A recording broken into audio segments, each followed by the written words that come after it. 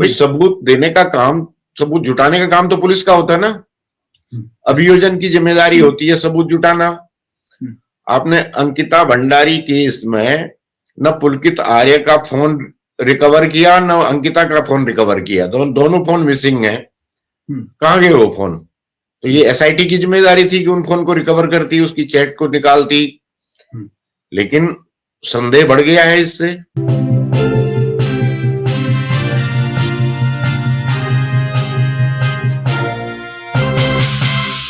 नमस्कार, स्वागत है आपका मेरे सत्यमेव जयते चैनल में। और मैं हूं भारत की राजधानी नई दिल्ली से डॉक्टर हरीश चंद्र लखेड़ा। और मेरे साथ अभी जुड़ेंगे देहरादून से वरिष्ठ पत्रकार दिनेश सेमवाल शास्त्री जी। और बात वही है कि अंकिता भंडारी मामला। आपको मालूम होगा कि उत्तराखंड से लेकर दिल्ली और सभी जगह पहाड़ के लोग आंदोलित हैं। पूरा पहाड़ में तो उबाल आ चुका है और मांग हो रही है कि सीबीआई की जांच हो। जब उस वीआईपी का नाम सार्वजनिक तौर पर एक आरोप के तहत सामने आ चुका है, अब वो आरोप सत्य है या गलत, लोग यही तो जानना चाहते हैं। आखिर सीबीआई की जांच कराने से सरकार डर क्यों रही है? शास्त्री जी, स्वागत है आपका मेरे चैनल में। ये देहरादून में क्या चल रहा है इस समय? क्या पॉलिटिकल पार्टियां सभी अब तो मैदान में उतर आई हैं? तो क्या होने जा रहा है जो चुनाव होगा अगले साल क्या लगता है पहले हो जाएंगे चुनाव तो कुंभ के कारण? जी नमस्कार लखेड़ा जी, आपको और आपके दर्शकों को मेरा अभिवादन। उत्तराखंड इस समय एक ज्वालामुखी के मुहाने पे है। आप देख रहे होंगे कि पहाड़ से लेकर के संसद की चौखट तक जिस एक मामले ने उद्वेलित किया है पूरे समाज को, वो है अंकिता भंडारी का मामला। और कल 4 जनवरी के जो हमने पूरे पहाड़ में भी देखा और दिल्ली में जंतर मंतर पे भी देखा। दिल्ली में भू कानून संघर्ष समिति के बैनर पे बहुत लोग जुटे। हाँ। और अब 11 तारीख को उत्तराखंड बंद का आह्वान किया गया है।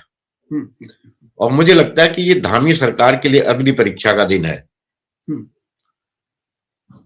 जिस तरह से अंकिता मामले में वीआईपी के नाम का एक के बाद एक खुलासे होते गए, नहीं, अब वो बात कितनी सच है तो ये इसके लिए जांच करानी चाहिए थी ना। लोग बोल रहे हैं सीबीआई जांच कर दो, तो करा दो भाई। सांच को आंच क्या? अगर आपका दामन साफ है तो संकोच किस बात का है? कर डालिए। हाँ। जो दोषी होगा उसको सलाखों के पीछे होगा, और नहीं होगा तो अगर बेदाग होगा तो उसकी भरपाई की जा सकती है ना। लोग मान लेंगे कि हाँ यार ये नहीं था। तो ये इस समय नैतिकता जो है वो भारी पड़ गई है। और इस तराजू पे हमारी धामी सरकार की विश्वसनीयता भी उस दांव पे लगी हुई है।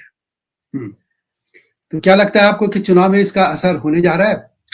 ये मुझे जो लगता है कि जिस तरह से लामबंदी हो रही है तमाम जन संगठनों की ओर से, पॉलिटिकल पार्टियों को अपना माइलेज लेना है। वो अपना धर्मात्मा वो भी नहीं है, वो भी किसी न किसी लाभ को प्राप्त करने के लिए इस यज्ञ में आहुति दिए जा रही हैं। और कांग्रेस इस समय फ्रंट फुट पे है।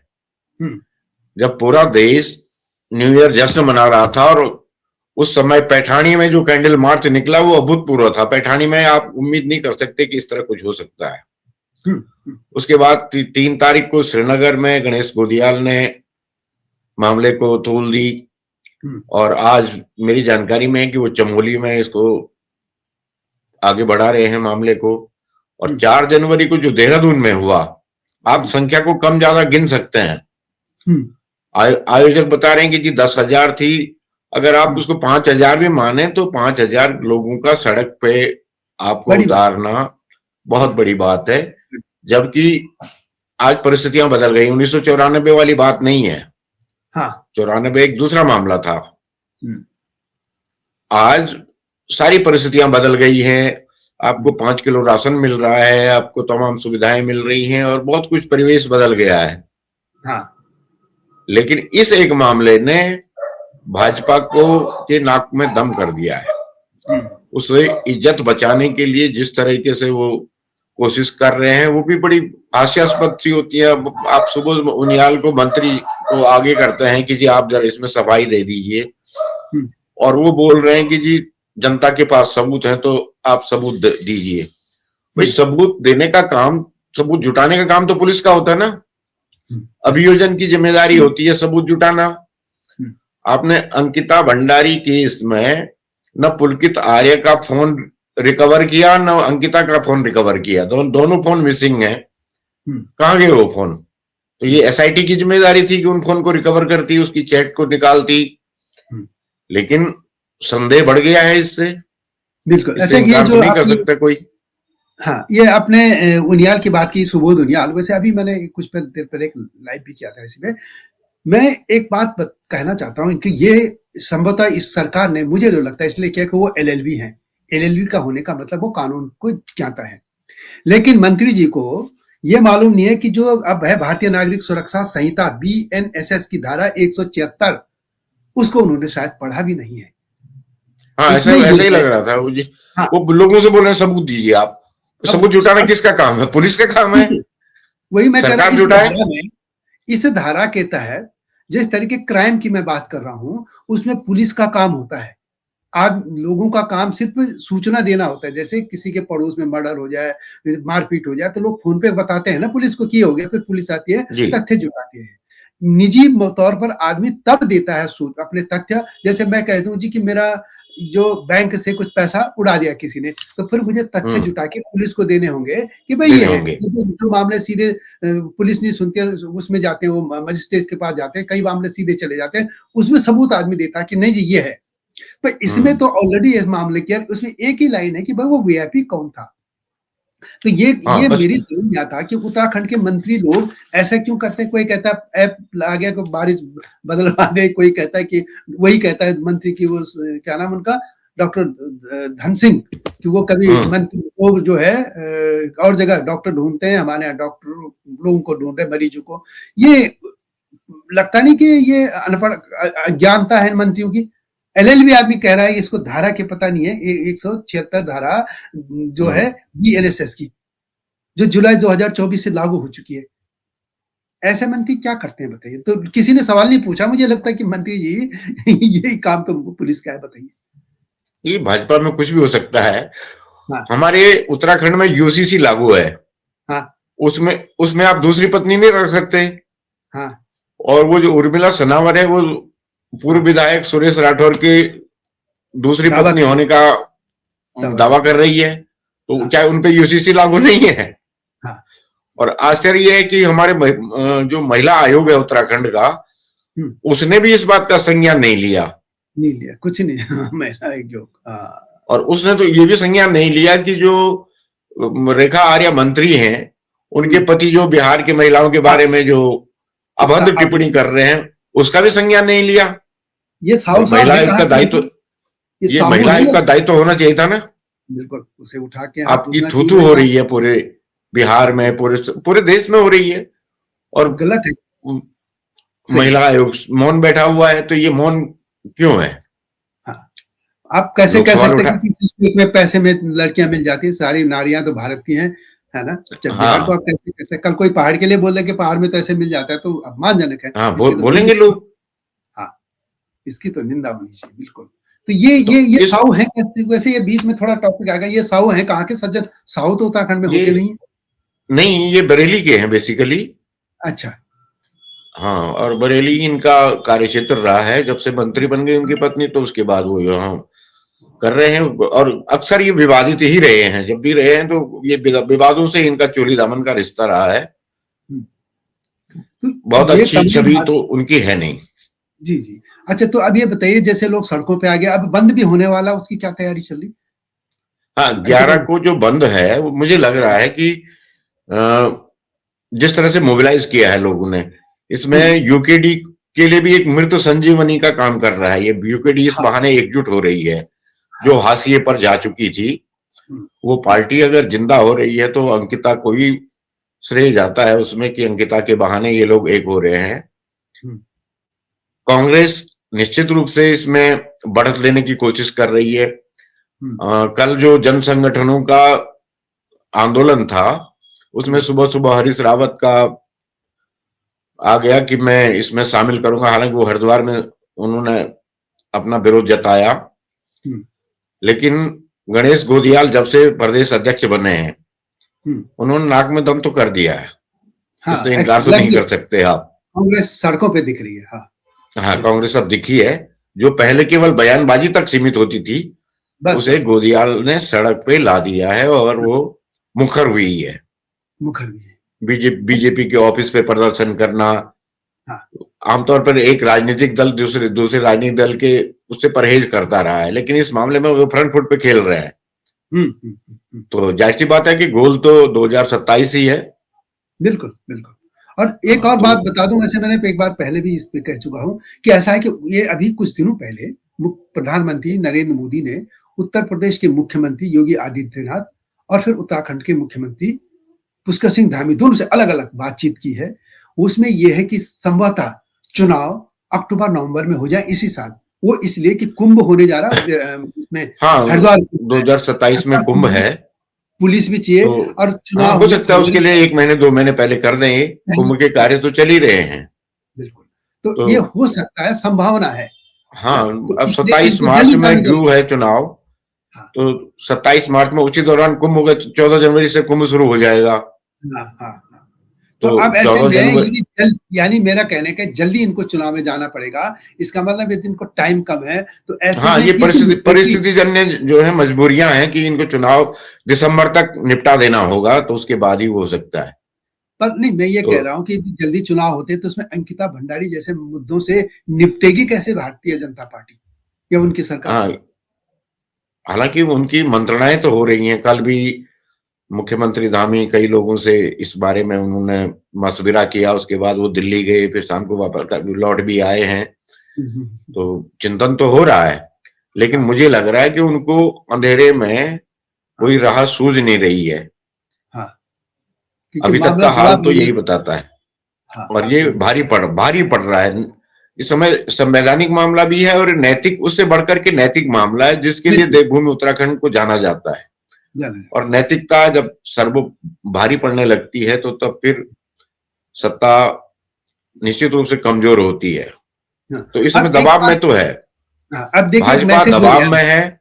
हाँ, अभी 2 तारीख को कोटद्वार में, 2 या 3 तारीख को कोटद्वार में महेंद्र भट्ट को काले झंडे दिखा दिए गए।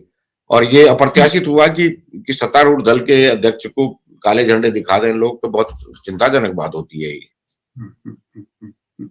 अच्छा, एक और बात समझिए कि ये जो सुरेश राठौर और उर्मिला सनावर की जो बातचीत हो रही है, वो जो रिकॉर्ड कर रखा उसने। अब मैं पहले ही साफ कर दूं कि हम नहीं जानते वो सत्य है झूठ है, क्योंकि इन पर भी यह है कि संदिग्ध लोग इनको भी कहा जा रहा है, इसलिए कह रहे हैं कि सीबीआई जांच। लेकिन जो बात सामने है मैं उसकी बात कर रहा हूँ। उसमें ये बात आ रही है कि चाहे वो प्रभारी है या बड़ा नेता है, उसकी नीचे वाले नेता या जो भी खुशामद उनकी जो भी खातिरदारी करते हैं, उसमें जो शराब नशा जो भी लड़की वगैरह सब करो और फिर पद बांटो, है ना? जैसे ये हाँ। पुलकित आर्य या जो है, उसके पिता जो है विनोद आर्य, वो है गाजियाबाद का। अब गाजियाबाद के हम्म। उसको भी लाल बत्ती, उसको बेटे को भी लाल बत्ती दे दी गई और उसका लड़का वहां अय्याशी करवा रहा था। ये आरोप ये लगा रहे हैं। तो अब ये पद इस तरीके से बांट रहा है और उसमें दुष्यंत गौतम का नाम आ रहा। मुझे लग रहा है कि दुष्यंत गौतम तो गए, लेकिन बाकी लोग कब जाएंगे? और ये मैसेज ये चला गया, पहाड़ के लोग ऐसे होते हैं, ऐसे ये सबसे बड़ी बात है कि पहाड़ के लोग बस जो कहते थे ना पहले कि पौवा पिला दो बिक गए, अब पहाड़ के लोगों के साथ ये कैसे मैसेज ये भारतीय नहीं जनता नहीं नहीं, पार्टी ये जिन लोगों को ये भ्रम है कि पौवा पिला दो और काम हो जाएगा, वो तो नहीं है। ये आप हाँ, समाज में 1-2% ऐसे लोग हो सकते हैं, उनको वो कहीं गिनती में नहीं होते हैं। हम्म, इस समय आप पूरे पहाड़ की नब्ज देखिए आप। हाँ, अंकिता के मुद्दे पे लोग एकजुट हो गए हैं। या घर से इस हाँ, सर्दी में घर से बाहर निकलना, 5-7 हजार लोग अगर निकलते हैं और मुख्यमंत्री आवास कूच के लिए निकलते हैं, तो ये कोई मामूली बात नहीं है। हम्म, हम्म, अगर वो बिकने वाले होते तो वो घर से नहीं आते। हम्म, और कई लोग ऐसे थे कि जो वहां नहीं शामिल हुए, तो अपने स्तर पर अपने मोहल्ले में उन्होंने विरोध दर्ज कराया। हम्म, तो उबल तो रहा है मामला, लावा उबला हुआ है। हाँ, अब ये है कि ये मैनेज कैसे करते हैं, हम्म, कांग्रेस इसको कैसे आगे बढ़ाती है, और क्या यूकेडी इस बहाने सरवाइव कर पाती है, तो ये तो भविष्य बताएगा।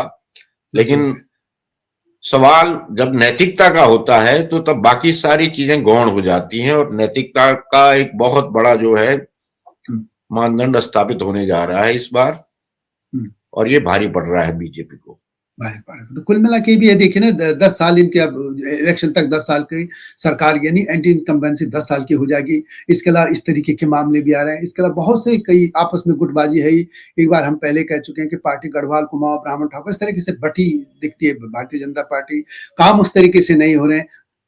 दूसरा एक और कि ये कुल मिला के भी ये जो दिल्ली में आए थे मुख्यमंत्री, इन्हीं मुद्दों से मैं आगे बढ़ा रहा हूँ। उन्होंने लंबा चौड़ा यहाँ भाषण दिया। इसमें कहा कि हमने इतने जमीन हटाई, अवैध कब्जे, उसमें मदरसे, वो जो अवैध मजारे हटाई वगैरह वगैरह, लव जिहाद क्या क्या क्या क्या बातें कर रहे थे।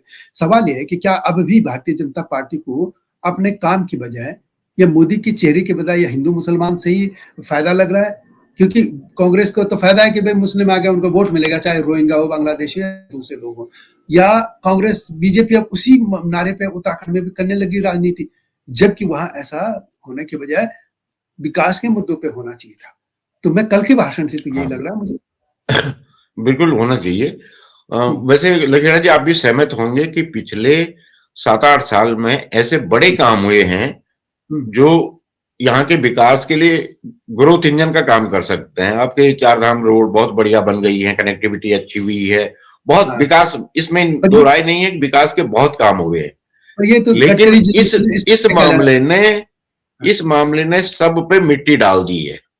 हाँ, इस मामले में हाँ नहीं, मैं ये नहीं कह रहा कुछ नहीं हुआ। आपका अगर धन गया तो कुछ नहीं गया, स्वास्थ्य गया तो थोड़ा बहुत गया, लेकिन जब चरित्र जाता है तो सब कुछ बहा ले जाता है। एक वो बरसात की बाढ़ है एक तरह से, जो आपके सारे अस्तित्व को नेस्त नाबूद कर देती है। यही कुछ होता हुआ दिख रहा है इस समय। वरना आप गिनाने लगे तो निस्संदेह जितनी योजनाएं पिछले 25 साल का हम आकलन करें तो बहुत काम की कहीं वो नहीं है, कहीं ना कुछ हर जगह हुआ है। और कुछ खराब हुआ होगा तो, लेकिन अच्छा भी बहुत कुछ हुआ है, लेकिन उस अच्छा वो सब पृष्ठभूमि में चला जाता दिख रहा है। तो उसके लिए जनता दोषी नहीं है। जनता दोषी तो ले दे करके घूम फिर करके आप पे आएगी कि अभियोजन की जिम्मेदारी आपके पास थी। आप 2 फोन को सेट को जो है आप रिकवर नहीं कर पाए, तो सबसे पहला सवाल तो कोर्ट में वही खड़ा हो गया। बिल्कुल बिल्कुल। तो स्थितियां बहुत अनुकूल नहीं है। एंटी इनकम्बेंसी, बाकी चीजों को छोड़ दीजिए, लोग बाकी चीजें बर्दाश्त कर सकते हैं, लेकिन ये एक ऐसा मामला है चरित्र का कि आपने सब कुछ गुड़ गोबर कर दिया है। जितनी उपलब्धियां हैं वो सारी जो हैं उन पे मिट्टी पड़ गई है। मिट्टी पड़ गई, सही है। तो उम्मीद करते हैं कि सरकार सीबीआई जांच करेगी और फिर उसके बाद जो भी हो नतीजा, लेकिन सीबीआई की जांच तो करानी ही चाहिए। और लोग, आपको भी पता ही है कि पहाड़ से लेकर मैदान तक सभी लोग उबल रहे हैं और उम्मीद करते हैं कि सरकार फिर कह रहा हूं कि सीबीआई जांच करेगी। तो शास्त्री जी, आप मेरे चैनल में आए, आपका बहुत बहुत धन्यवाद। आप लोग यदि मेरी वीडियो आपको पसंद आती है तो शेयर भी कीजिए, लाइक कीजिए, चैनल को सब्सक्राइब करना न भूलना। और जल्दी आएंगे इस तरह के मुद्दों के साथ, तब तक नमस्कार।